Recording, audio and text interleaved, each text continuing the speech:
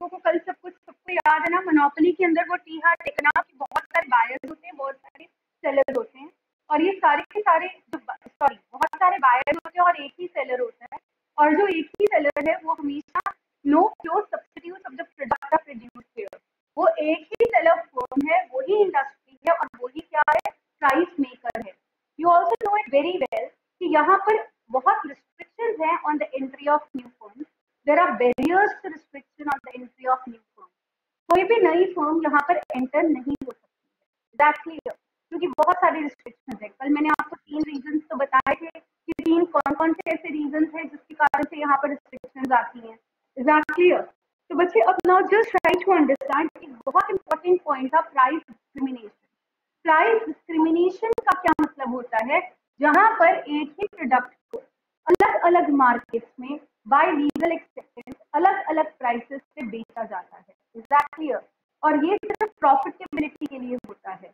Remember, monopoly के अंदर हर एक फर्म सिर्फ हाई मोनोपोली प्रॉफिट कमाना चाहती है, और ये जो डिस्क्रिमिनेशन भी करी जाती है ये सिर्फ हाई मोनोपोली प्रॉफिट कमाने के लिए, क्योंकि सेलर को क्या लगता है जो मार्केट में तो डिमांड मोर इलास्टिक है वहां पे ही tries to keep a lower price for a same commodity, और जहां पर जिस मार्केट में उसको लगता है कि यहाँ पर लोगों को कोई फर्क ही नहीं पड़ेगा चाहे प्राइस ज्यादा हो, मतलब less elastic market, there he keeps a high price for the commodity.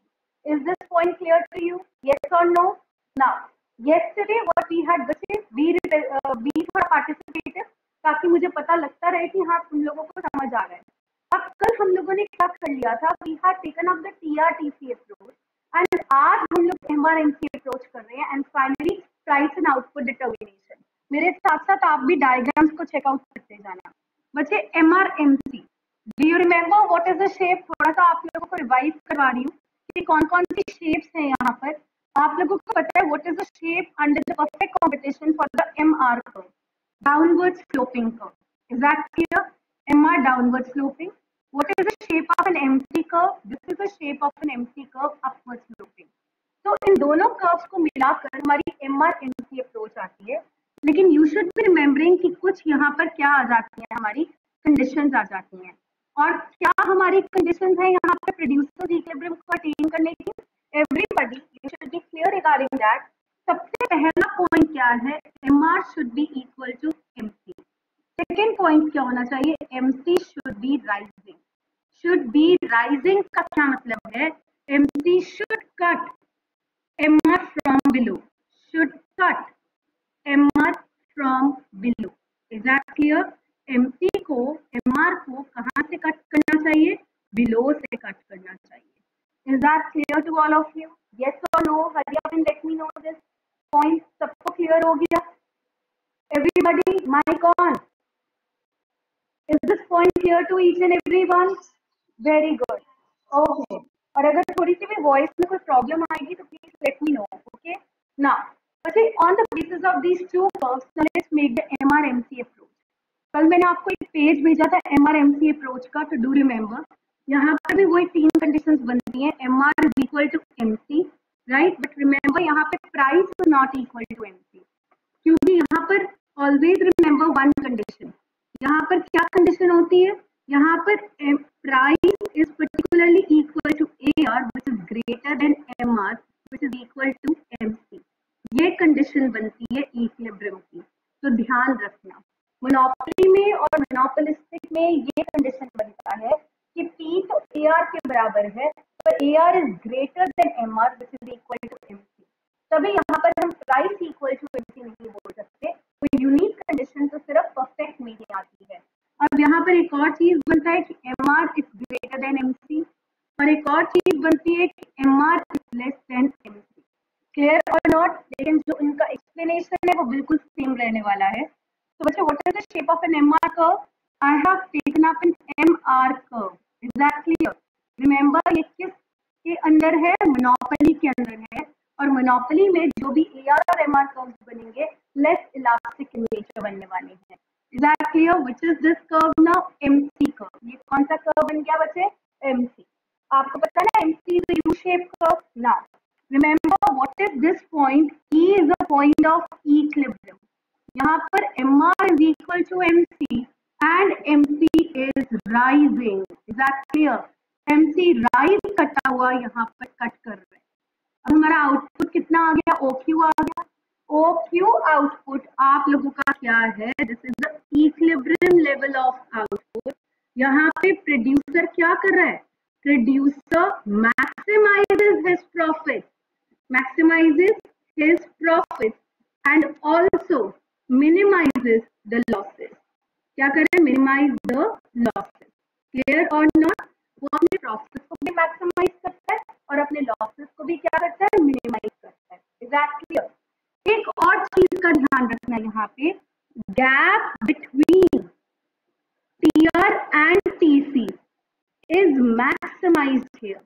यहाँ पे जो गैप है टीआर और टीसी में वो मैक्सिमाइज है।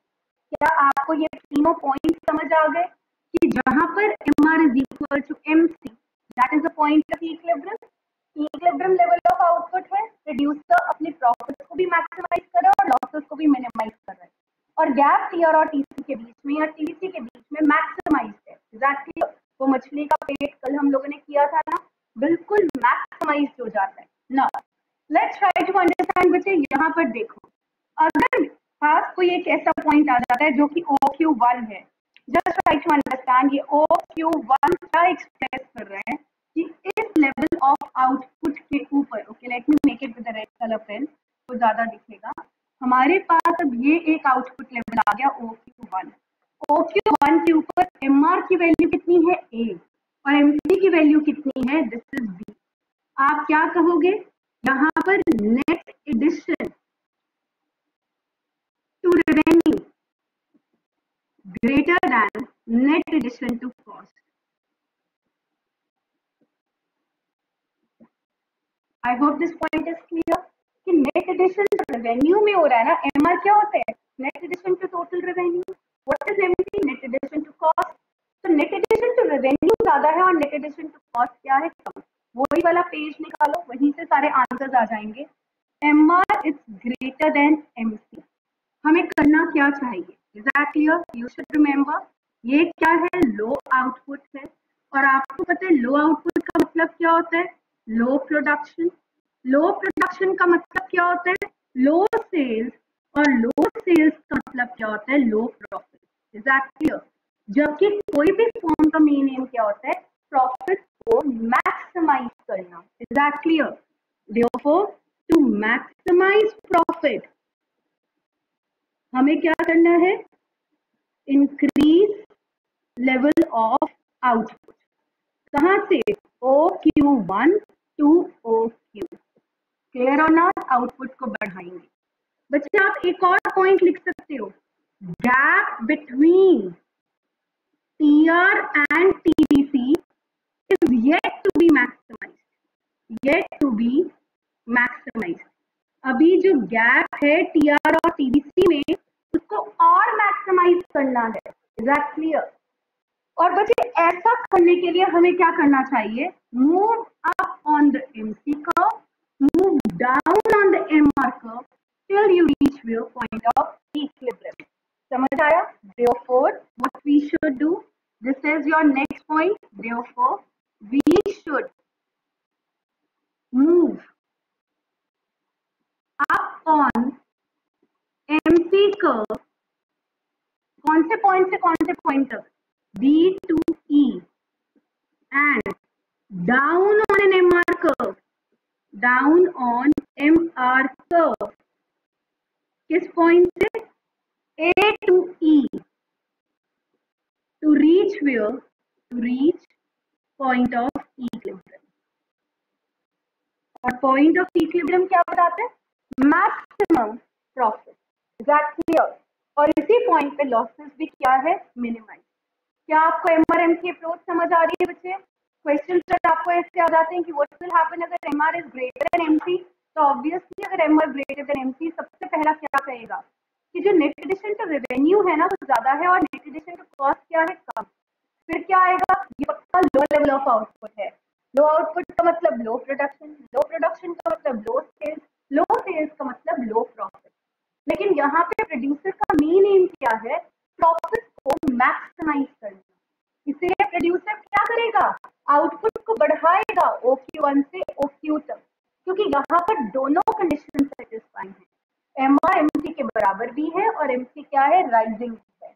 अब आप क्या कहोगे, इसको अटेन करने के लिए, और इतना ही एक और पॉइंट बताओगे, अभी गैप PR और TBC है उसमें और वाइडर होना है।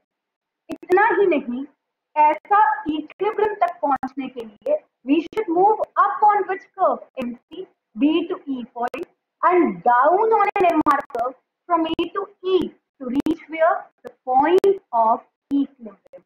बच्चों क्या ये पॉइंट समझ आ गया? Everybody, please switch on the mic and let me know whether you people are clear regarding this. Yes or no? Very good, very good. Now बच्चे let's see to it. अब हम नेक्स्ट कंडीशन देखते हैं, और next condition के अंदर हमारे पास क्या चीज आ जाती है। अब हमारे पास एक second, let me extend the curve थोड़े से, क्योंकि एक्सटेंड होंगे तो तभी ही बनेंगे। तो लेट्स ट्राई टू अंडरस्टैंड। एक minute, this is my MR clear. अब मेरे पास कोई भी यहाँ पर ये कंडीशन आ जाती है, OQ2 level of output, is that clear?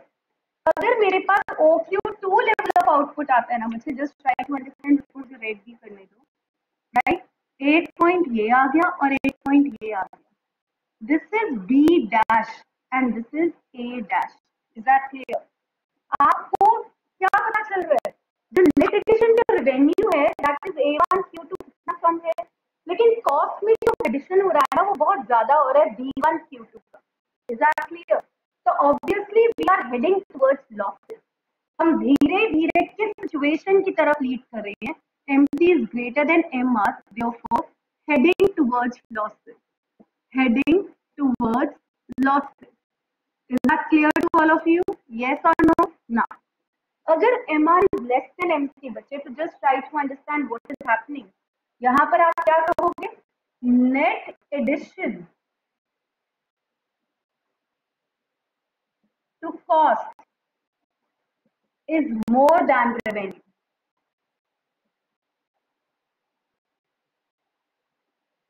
Is that clear? ठीक है। Now, यहाँ पे high output than equilibrium, therefore losses. समझ आ गया, right?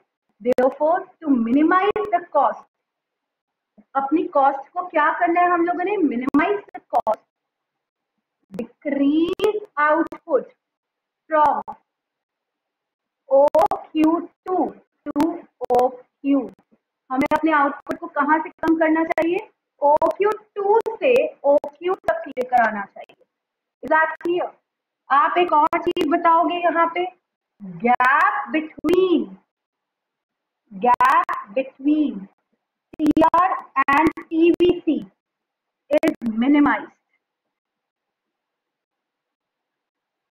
Therefore, we should decrease the output till equilibrium to extend the gap. अभी गैप बहुत कम हो गया है, हमें दोबारा इक्विलिब्रियम की तरफ मूव करना है, जिससे कि हम इस गैप को क्या कर सके, एक्सटेंड कर सके।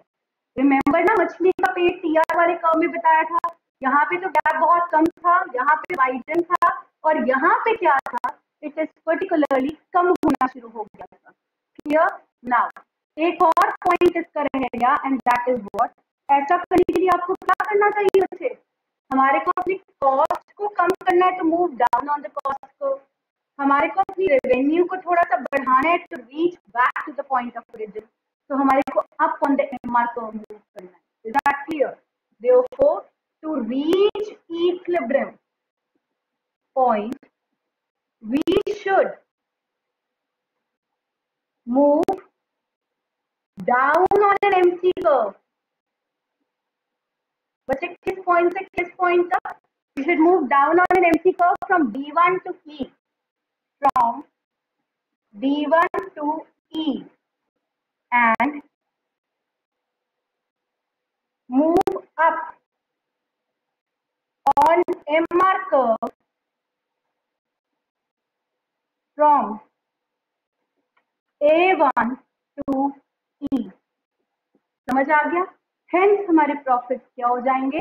मैक्सिमाइज। बच्चे, is this point clear to you और not? Everybody hurry up and tell me, is this point clear? Yes, hurry up, switch on the mic here and let me know whether this point is clear to you. Everybody,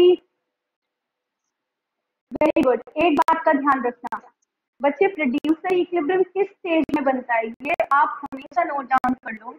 producer equilibrium is always attained in which stage of production? Hurry up. Very good. In second stage of production. Never forget this point. किस stage of production में? Second stage of production के अंदर. Is that clear? I'm just repeating it for once again. सबसे पहले एक बार और देखो. We are going to take up a supernormal profit. आप सबको पता है supernormal profit क्या होता है? Average revenue is greater than average cost. Total revenue is greater than total cost. Price is greater than AC. TR divided by Q is greater than TC divided by Q. एक बार और checkout कर लो बच्चे. Just try to understand. यहाँ पर आपके पास curves आ जाएंगे C2H. आप लोगों को पता है ये कौन सा कर्व है? This is your AR curve. Elasticity is less than 1. Why is elasticity less than 1? Why? Because no flow substitutes of the product are produced here. Now which is this curve is known as which curve? MR curve. MR is below the AR curve आपको पता है और MR is half AR. Right. अब यहाँ पे ये कौन सा कर्व आ गया? MC.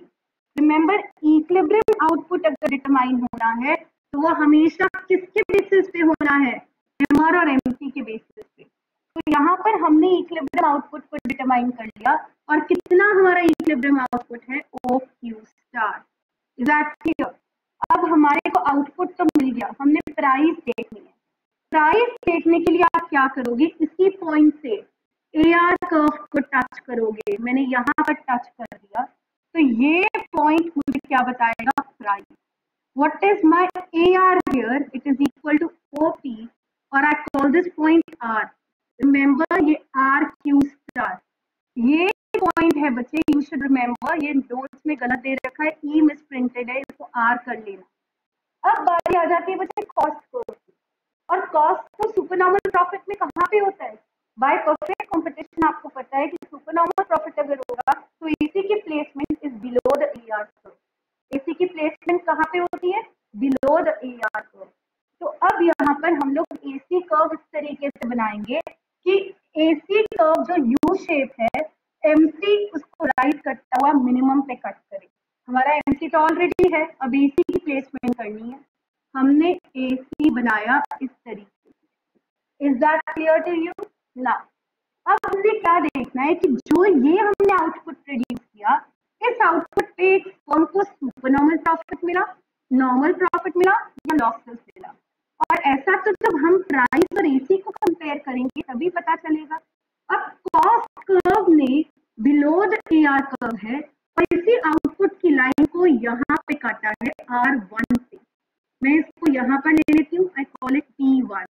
तो what is my average cost? Average cost is equal to OP1 or it is equal to R dash Q. Is that clear? R dash Q star.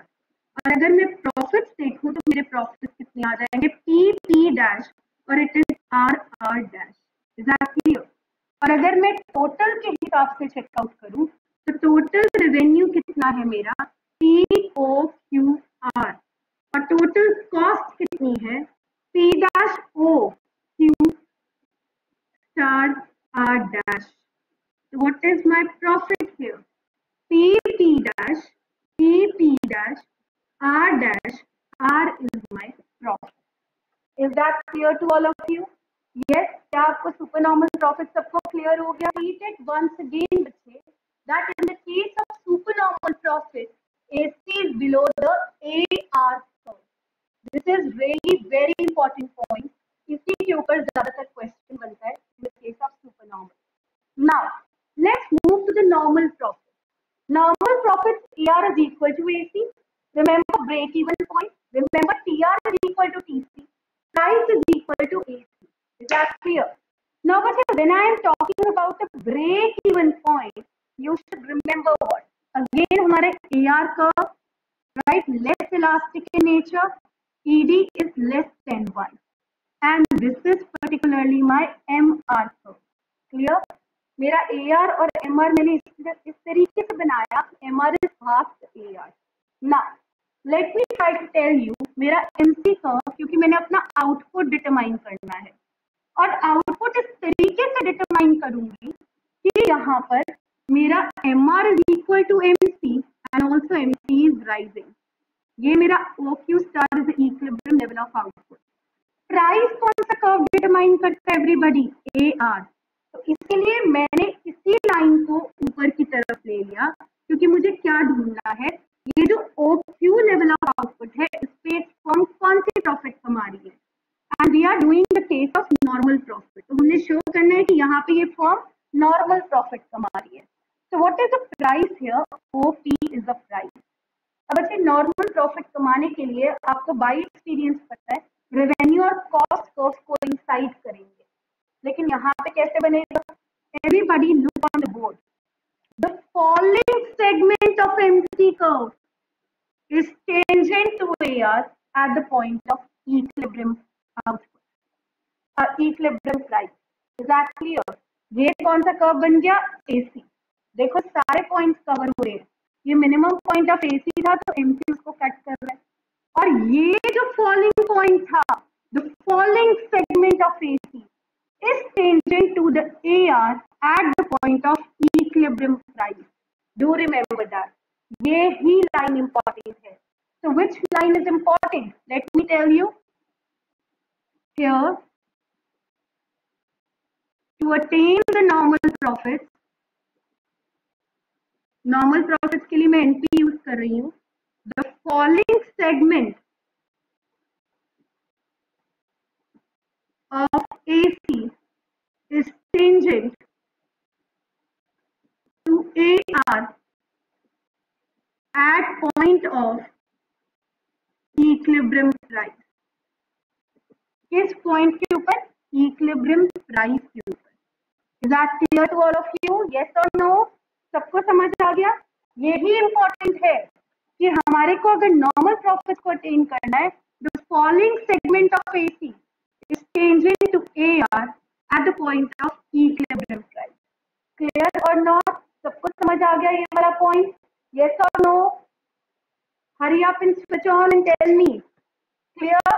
Let's try to understand. अब यहाँ से हम लोग देखेंगे हमारी average revenue कितनी है? OP. Average cost कितनी है? OP. यहाँ पर इसको हम RQ भी बोल सकते हैं. This is RQ star as well. तो automatically no profit no loss. Clear? Now same goes for total revenue. Total revenue कितना है हमारा? It is POQR, Q star R. Total cost कितनी है? POQ star R. तो again no profit no loss situation. Is this point clear to everyone? Hurry up and let me know. Yes और no? सबको clear हो गया? बच्चे switch on your mic here.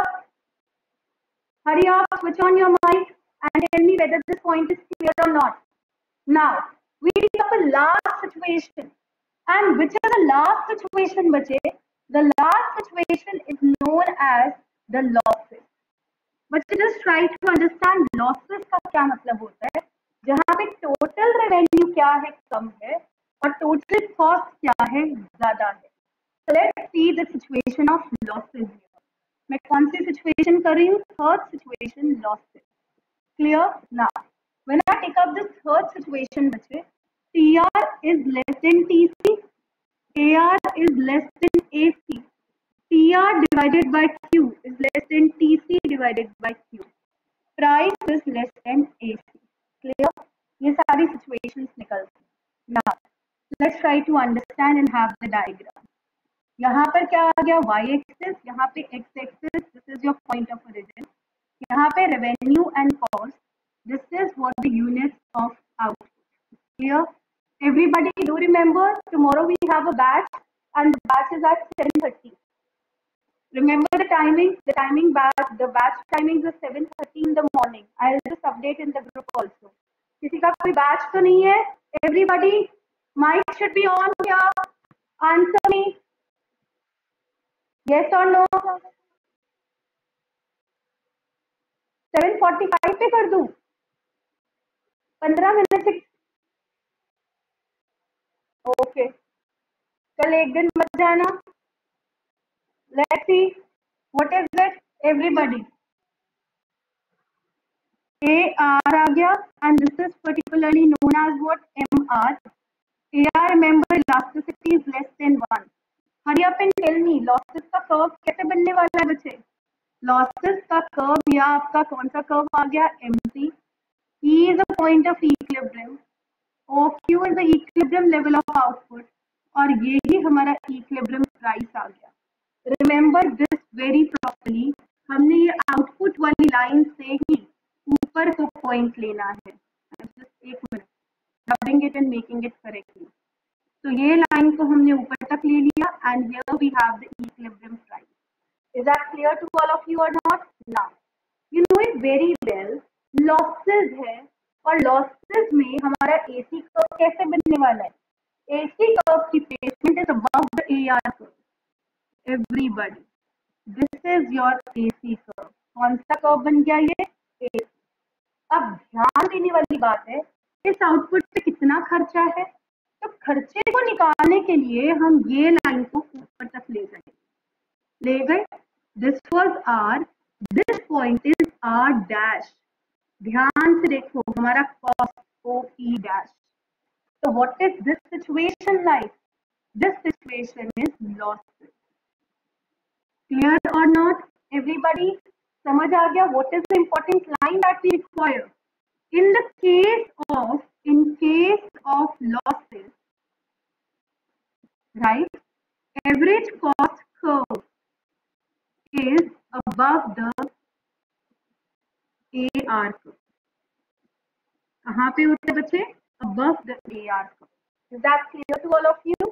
Now, let's try to understand average revenue कितना है? OP या it is RQ star. What is average cost? It is equal to OP dash or it is R dash Q star. Now, loss कितने का हो गया? Can anyone tell me? Losses is by the amount P dash or R dash R. Sorry, P dash P or R dash R. What is total revenue? POQR. What is total cost?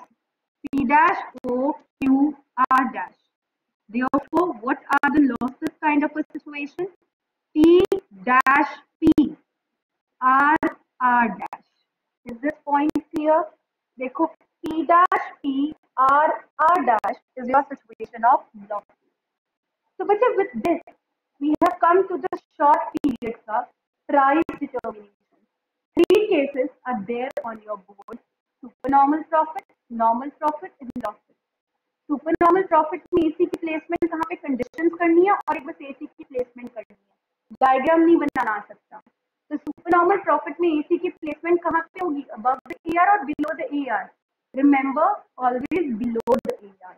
Normal profit में कौन सी होगी? Do remember the following segment of AC is changing to the AR at a point of equilibrium price. And lastly, in the case of losses, हमारा AC is above which curve? The AR curve. Is that clear to all of you? क्या ये point सबको clear हो गया बच्चे? Hurry up and tell me. Losses supernormal short period में हो गया. अब हमारा सिर्फ long run रह गया. बच्चे what happens in the long run? I am just covering this section. Long run के अंदर एक monopolist firm क्या कमाएगा? Supernormal profit. Which profits are going to be attained, बच्चे? Hurry up and tell me. Supernormal profit. Long run के अंदर आपको पता है सारे के सारे फैक्टर्स वेरिएबल हो जाते हैं. Now you would be considering which curve? LAC curve, LMC curve. Is that clear? AR and LMR curves would be considered. Do remember, conditions क्या होंगी? सुपर नॉर्मल प्रॉफिट, वही कंडीशन है जो पहले होती है. ओनली द डायग्राम डिफर्स, क्योंकि long run है. AR और MR थोड़े से फ्लैटर बन जाएंगे. क्या बन जाएंगे? Flatter. Revenue and cost, and here you have the units of output. Clear और नॉट? रिमेंबर, ये कौन सा कर्व आ गया? AR. And which is this curve? This is MR. Clear? Now, what is this? Remember, marginal cost curve. What is this? E is the point of equilibrium. Equilibrium level of output. ये LMC curve है, flatter है थोड़ा सा. अब हमने LAC बनाना है. पहले तो देखो, आउटपुट इतना आ गया, इक्विलिब्रियम प्राइस कितनी आ गई? इतनी. This is OP, right? R point. अब हमने AC कर्व की प्लेसमेंट करनी है. आप AC कर्व की प्लेसमेंट इस तरीके से करोगे कि AC is below the AR, लेकिन LMC उसको मिनिमम पॉइंट से काट करेगा. अब ये हमारा LAC कर्व आ गया. Is that clear? अब ये देखो कितना थोड़ा सा बोल शेप कर्व बन गया. Isn't it? नाउ ओके, ये पॉइंट आ गया. This is R dash. यहाँ से ये P dash. So what is it? P dash R dash R. This is nothing but super normal profit. Is that clear? Which profit which is? Super normal profit in the case of long run under the monopoly competition. Not sorry, monopoly is not a competition under the monopoly market condition. Is this clear or not? सबको समझ आ गया? And only one point that is very important, that the long run average cost curve in case of supernormal profit in long run is below the average revenue curve. Is that clear to all of you? किस curve के नीचे होती है? Average revenue curve के नीचे. बच्चे एक और बात, कल हम लोगों ने जब परफेक्ट कंपटीशन किया था तो परफेक्ट में आउटपुट क्या इतना सही था? ये आउटपुट की तरफ जरा नजर लगाओ, चाहे कहीं पे भी आउटपुट की तरफ नजर लगा लो, ये आउटपुट बहुत ज्यादा है या कम है? हरी आप please switch on the mic and tell me, this output is ज्यादा या आउटपुट बहुत कम है? What about? Nobody is listening here.